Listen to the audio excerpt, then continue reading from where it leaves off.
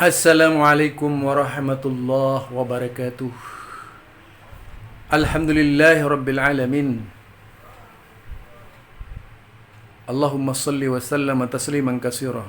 Allahumma salli ala Muhammadin wa sallama tasliman katsira. Kembali bersama saya Zulkarnain El-Maduri. Ini lagi-lagi ingin membahas sesuatu yang unik. Jadi sahabat saya yang Madura yang satu ini aneh juga. Memaksakan pemahamannya bahwa pemahamannya itu paling benar gitu.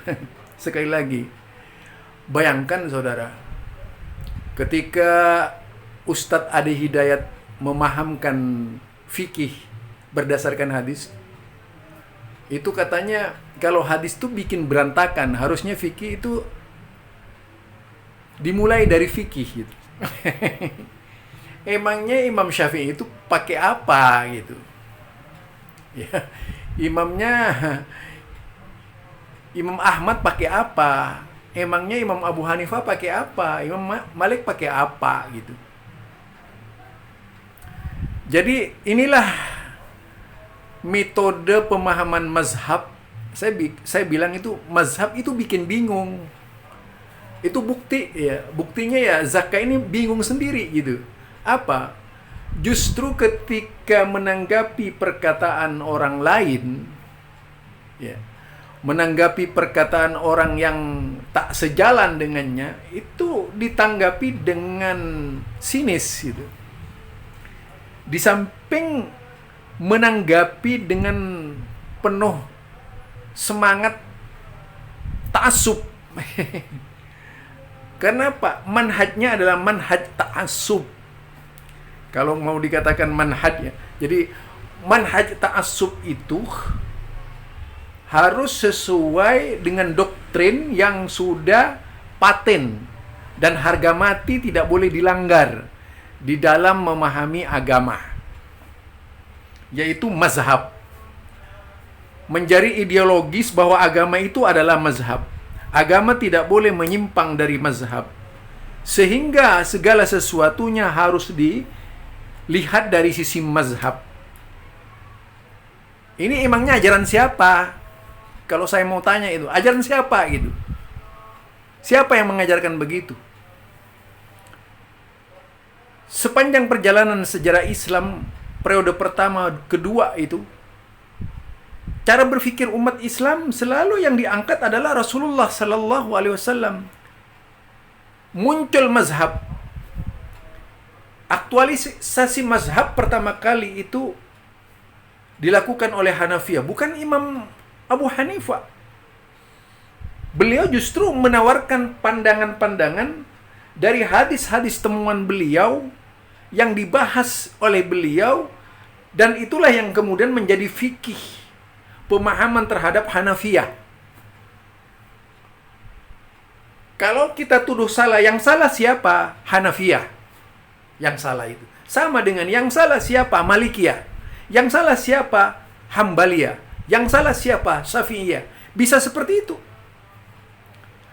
Karena pada intinya, kelak kemudian dari pemikiran mereka akan dipasung secara fanatis bahwa kebenaran itu adalah iya itu sendiri gitu. Isme itu sendiri. Nah, ketika isme itu digeneralisir sebagai kekuatan pemahaman agama, maka agama tidak akan bisa lepas dari cengkraman para pengikut mazhab. Karena kemudian akan muncul yaitu pendapat bahwa mazhab itu adalah Islam, Islam itu adalah mazhab. Itu kesana cara berpikirnya. Sehingga tidak ada produk Islam melainkan harus mazhab. Ini bahayanya mazhab. Tidak ada pengertian yang bisa diambil melainkan harus mazhab. Ini mirip-mirip ya, kalau kita berbicara di luar agama Islam itu mirip pemahaman dari sana gitu. Di mana orang harus mengikuti doktrin dari guru-guru agama-agama yang ada. Perubahan pemikiran yang terjadi dalam agama-agama itu tidak bisa dilepaskan dari Konfusius, kebingungan. Jadi kebingungan yang terjadi di dalam memahami agama-agama itu, yaitu tadi biasa dicekoki dengan mazhab sehingga melihat kebenaran dari mazhab. Ya, peristiwa sahur yang dibicarakan, cobalah juga buka kitab-kitab hadis berkaitan dengan sahur, bagaimana sahur itu dilakukan oleh Rasulullah sallallahu alaihi wasallam, mengapa Rasulullah sallallahu alaihi wasallam selalu melakukan yang disebut sahur itu menjelang subuh gitu. Memang tidak ada halangan makan itu. Mau makan ente sesudah Isya nggak ada halangan. Mau makan ente sesudah salat tarawih nggak ada halangan. Tapi tidak ada seorang pun ulama yang mengatakan itu sahur. Silahkan cari itu. Yang disebut sahur itu menjelang, yaitu fajar terbit, itu disebut sahur. Coba, bagaimana sahabat-sahabat menggunakan kemudian fasakharna gitu. Lalu kami sahur. Itu menjelang kata-kata itu coba lihat di dalam tafsir Imam At-Tabari seluruhnya. Ketika berbicara dengan fajar. Saya kemarin sebenarnya sudah mengampalkan. Jadi dari sana kalimat-kalimat itu dilakukan oleh mereka. Mengapa? Tidak ada yang mengatakan kami sesudah Isya. Ya, kami sesudah Isya misalnya makan sahur, nggak terkenal itu di dalam fikih manapun itu juga. Kami sesudah sholat tarawih, kami sahur, tidak ada itu. Tapi yang banyak diriwayatkan dari berbagai riwayat, bahkan ratusan riwayat, menyebut sahur itu menjelang fajar. Jadi sebenarnya siapa yang Konfusius itu? Ente itu. Kenapa terlalu banyak makan mazhab? Coba dibuka lagi itu. Jadi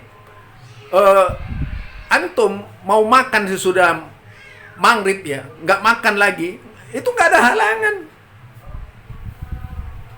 Tapi tidak ada orang yang mengatakan itu sahur. Silahkan buka juga kitab-kitab fikih yang mana yang mengatakan bahwa itu sahur. Justru para sahabat Nabi mengenal sahur itu, yaitu menjelang fajar.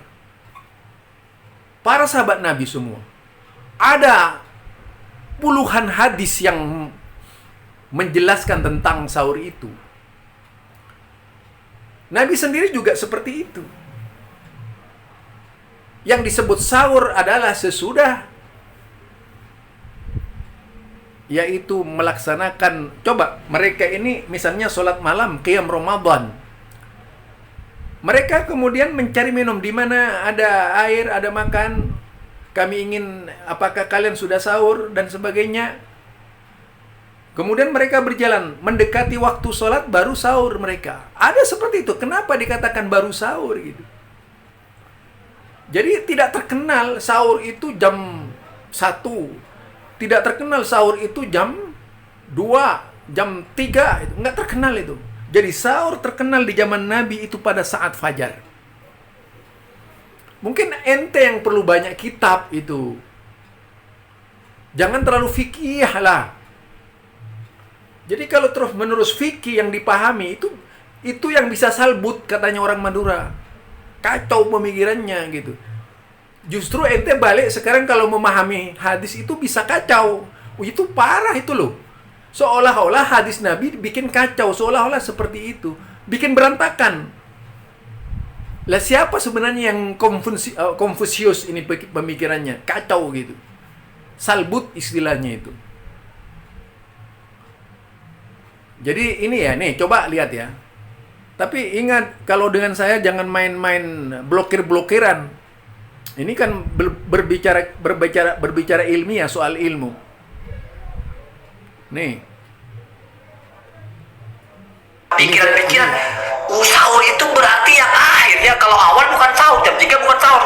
Compare dulu dengan kita fikih. Oh, ternyata dalam fikih itu sahur mulai dari setengah malam terakhir. Akibat ya. Mau membangun narasi sendiri tentang fikih, tidak ikut kita fikih. Coba dibaca kita fikih. Di mana ada keterangannya kalau makan jam 3 itu tidak masuk sahur? Itu di mana? Kita fikih mana? Kalau itu hasil Anda memahami hadis, makan sendiri. Belum layak ya, belum layak.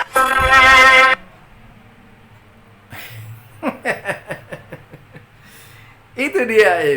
Artinya memang belum pernah baca kitab orang ini. Yang dibaca itu fikih terus gitu. Kenapa akhirnya mempertentangkan hadis Rasulullah dengan pemahaman? Seolah-olah kalau belajar fikih hadis itu salah gitu. Harus cara berpikirnya mazhab yang diikuti, mazhab lagi gitu. Ini ya yang lucunya ini gitu. Coba saya keterangkan lagi. Ketika ada hadis, yaitu mengenai hadis hadis minal fajr itu. Hadis yakni fajar. Itu lihat di dalam kitab misalnya kitab tafsir Imam At-Tabari. Itu jelas tuh banyak itu. Menjelaskan mengenai riwayat sahur begitu panjang ke bawah itu. Bahasa sahur itu dikenal oleh mereka itu menjelang fajar. Menjelang fajar. Bahkan ketika itu pernah menunda sahur, menunda adzan karena masih ada sahabat-sahabat yang sahur. Itu dalam kitab tafsir Imam At-Tabari. Jadi mengapa sahur pada waktu itu dikenal pada saat menjelang fajar gitu. Menjelang fajar, detik-detik melaksanakan fajar dari menit ke menit. Mungkin diperkirakan yaitu sekitar 30 menit atau 20 menit. 20 menit itu sekitar itu. Itu kalau dilihat dalam pemaparan ulama-ulama yang ada di dalam kitab tafsir At-Tabari itu tadi. Jelas sekali itu. Kalau nggak ada pinjam saja cari itu tafsir At-Tabari. Jelas di situ jelas sekali. Tidak ada satupun kalimat yang mengatakan bahwa sahur itu sesudah Isya misalnya atau tengah malam gitu. Nggak ada. Tapi selalu dikaitkan dengan fajar, menjelang fajar. Jadi fasataharna, lalu kami sahur dan sesudah itu kami sholat. Begitu. Umumnya begitu.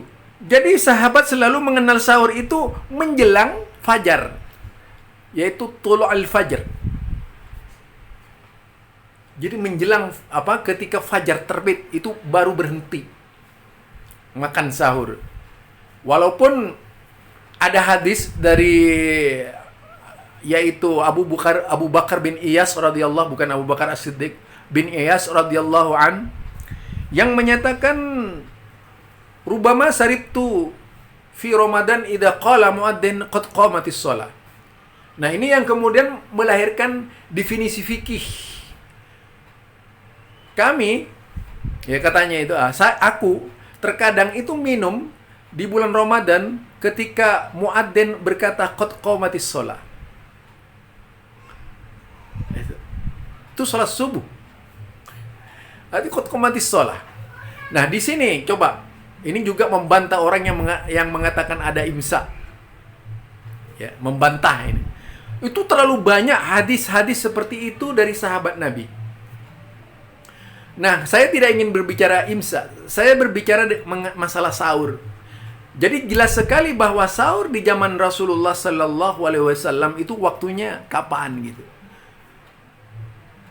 Ya kalau kita kembali kepada fikih, pemahaman fikih, memangnya tidak membaca fikih saya itu baca, tetapi justru pemahaman-pemahaman fikih itu banyak yang keluar dari hadis-hadis Nabi tadi, yang keluar dari pelaksanaan sahabat.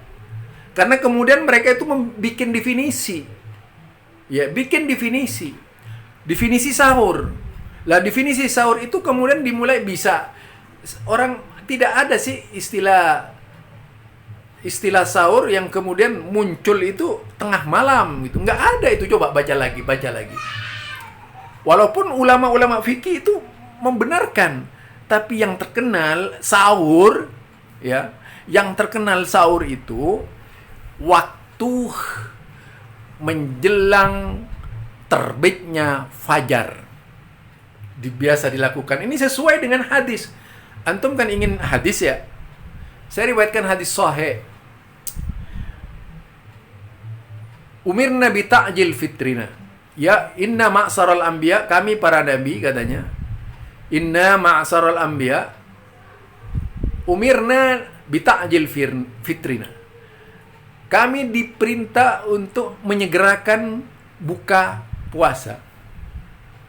Wa ta'khir sahurina, dan mengakhirkan sahur. Itu ya dua. Hadisnya panjang ini sebenarnya. Berkaitan dengan meletakkan ayyada'ima nana ala sama ilina. Itu para nabi. Nah, ini hadis sahih. Di mana di situ kata mengakhirkan sahur menjadi andalan para nabi. Dan kalau kita lihat secara definitif, memang sahur tidak pernah dilaksanakan oleh sahabat-sahabat Nabi. Itu jam 2, jam 3, nggak pernah itu. Pernah dilakukan oleh mereka. Biasa mereka itu melakukan makan sahur menjelang fajar. Siapa sebenarnya ini yang bikin berantakan? Fikih kah atau sunnah Nabi? Kalau Anda mengatakan sunnah Nabi bikin berantakan pemahaman, berarti Anda itu terhadap pemahaman, terhadap hadis-hadis Nabi itu tidak meyakini kebenarannya itu. Tapi meyakini kebenaran fikih lebih baik daripada hadis Nabi.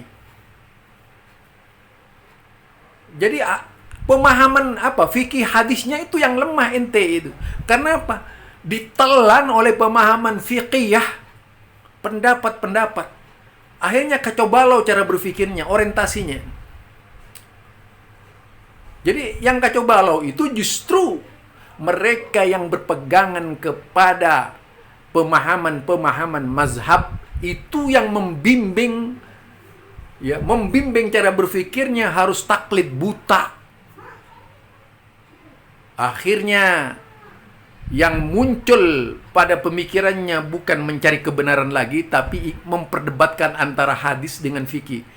Artinya Anda itu ingin menghancurkan pemahaman hadis, orang-orang yang memahami hadis dengan fikih.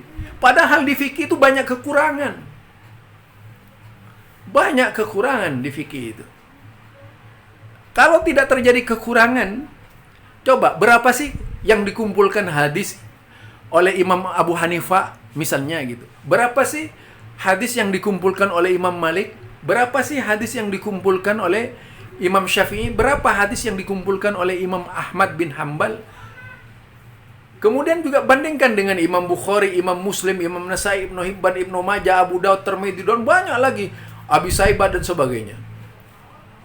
Berbagai macam kitab hadis itu ada.